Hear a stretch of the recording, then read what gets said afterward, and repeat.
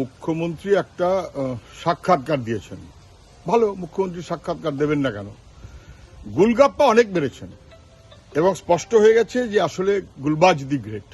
যত অসত্য, যত মিথ্যা, কোনো বাধা নেই। কি বললেন সব কথাই বলতে পারবো না।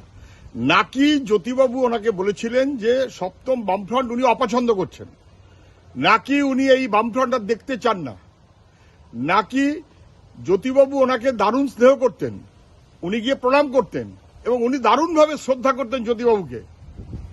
ওরকম মানুষ হয় না, এখনকার নেতাদের সঙ্গে তা মেলে নাই। সব বললেন। জ্যোতিবাবুকে ঘাটের মরা কে বলেছিলেন? বুড়ো ভাব কে বলেছিলেন? আচ্ছা, এতই যদি জ্যোতিবাবুর প্রতি আপনার শ্রদ্ধা ইত্যাদি যে আপনি বললেন ভুলে পড়া, তা যদি হয়েই থাকে, তাহলে সল্টলেক স্টেডিয়ামে জ্যোতিবাবুর নামের নাম ফলকটা উড়িয়ে দিলেন কেন? যুব ভারতী ক্রীড়াঙ্গন। আচ্ছা বেশ, রাজারহাট টাউনশিপ নতুন একটা শহর গড়ে উঠল, নাম তার জ্যোতি বসু নগর। ক্ষমতায় এসেই 1.5 পয়সার কাজ করেননি, জ্যোতি বসু নগরের নামটা বদলে দিলেন কেন? না বোঝার কোনো কারণ আছে নাকি? এর উত্তর দিন। এতই যদি শ্রদ্ধা এবং স্নেহ এবং ভালোবাসা এবং ইত্যাদি বামফ্রন্টের উপরে খুব বিরক্ত জ্যোতি বোস, তাহলে উনি এসে কেন জ্যোতি বসুর নামকরণটা বদলে দিয়েছিলেন? উত্তর দেবেন?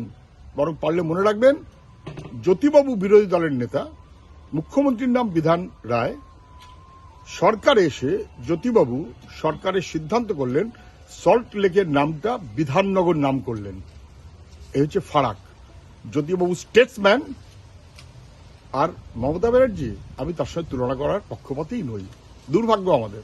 গুলবাজ দি গ্রেট। আরো ভালো ভালো খবর দেখতে সাবস্ক্রাইব করুন বাংলা হান্টের ইউটিউব চ্যানেল। বাংলা হান্টের আরো খবর দেখতে নজর রাখুন। বাংলা খবর মানেই বাংলা হান্ট।